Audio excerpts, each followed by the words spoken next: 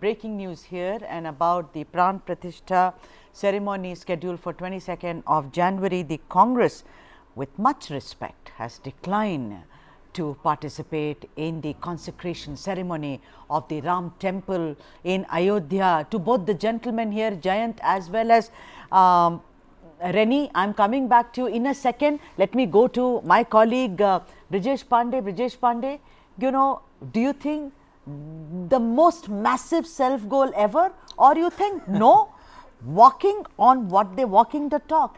I would assume massive self goal. No, it is a self goal. I mean, I honestly don't see any merit of them declining the invitation to Pran Pratishtha and the ceremony of Pran Pratishtha. And you know, it's one thing to have your difference of opinion, but it's another thing to not go there. You know how the atmosphere is.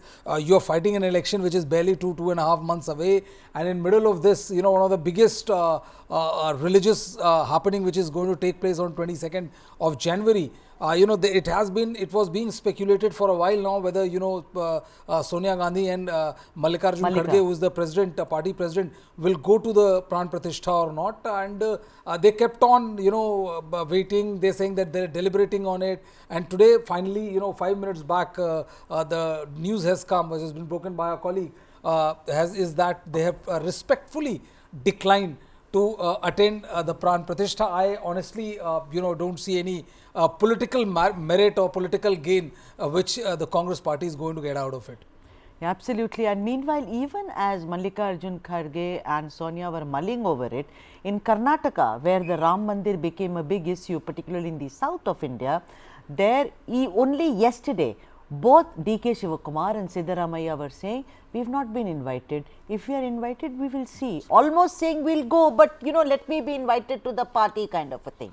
So, one would wait for, but what about the others? I mean, in the sense, in the Congress party, was it only Sonia Gandhi and Mallikarjun Kharge? Well, I think, if you take the example of Karnataka, even the government has decided that they will light a diya on the 30,000 temples and all. So, they are playing to the gallery, and it's very surprising. And, now I think the fact that Sonia Gandhi and Mallikarjun Kharge have denied, I don't see any Congress leader showing up the courage to defy them and going ahead and, attending if there's an invitation to him. So I honestly don't think that the Congress leaders will go to attend the ceremony of Pran Pratishtha. And I think, it will give BJP another handle to brand Congress party as an anti-Hindu party, and it's not going to help them politically. All right. And let's now get back to how it's going to impact the India bloc as well.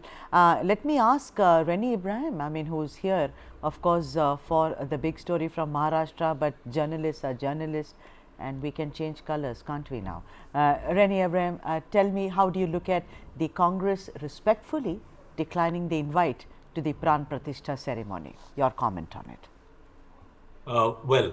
In my humble opinion, as you remarked earlier, with asking whether it was a self-goal, I wouldn't disagree much with that kind of an assessment.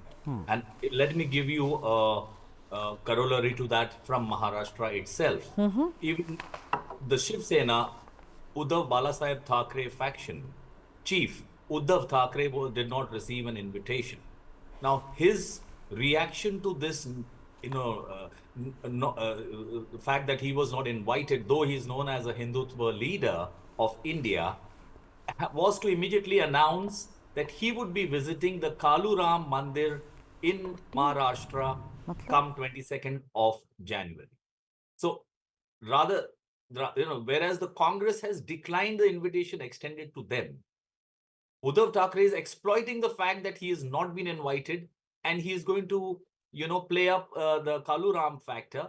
And that, mind you, the Kaluram temple has got a lot of historical significance, because that is where the architect of the Indian Constitution, Dr. Babasaheb Ambedkar, had launched a huge Andolan way back in the early 1900s, 1920 or 29, if I'm not mistaken, when he demanded the rights for Dalits to be able to offer prayers at the Ram Mandir in Maharashtra.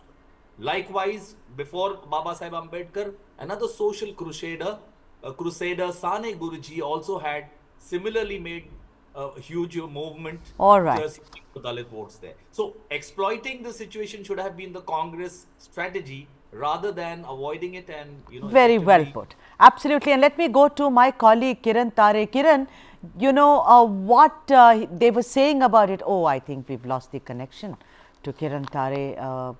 What a pity. Let me go to Jayant Menkar. Jayant, what do you think?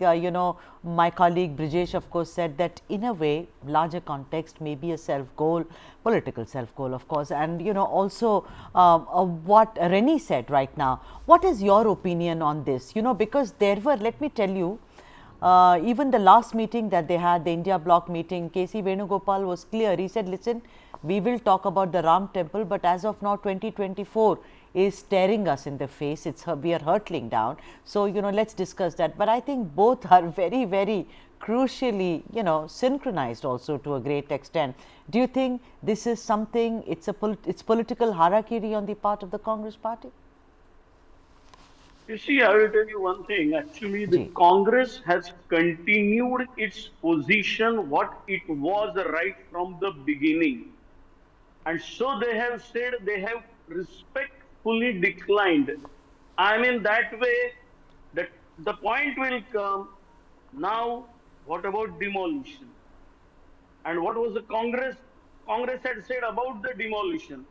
There is a gaga among the political circles of India that, okay, we are constructing the temple and all that.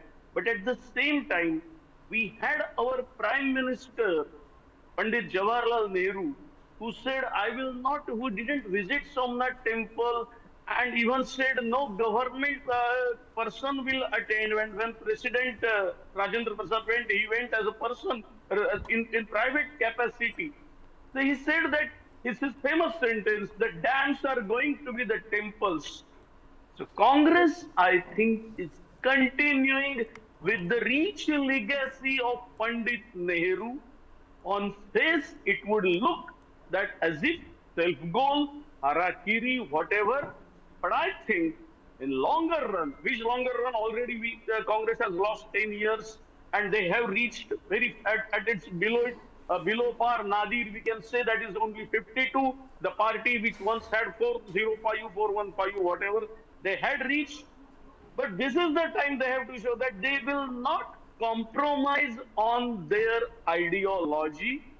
And that is what, by Yeah, respectfully, right. I mean, why respectfully declining, the word respectfully declining, that we don't want to hurt anybody's emotions. So we are declining, and it is because what is the tradition that has been started by Pandit Nehru, we are continuing.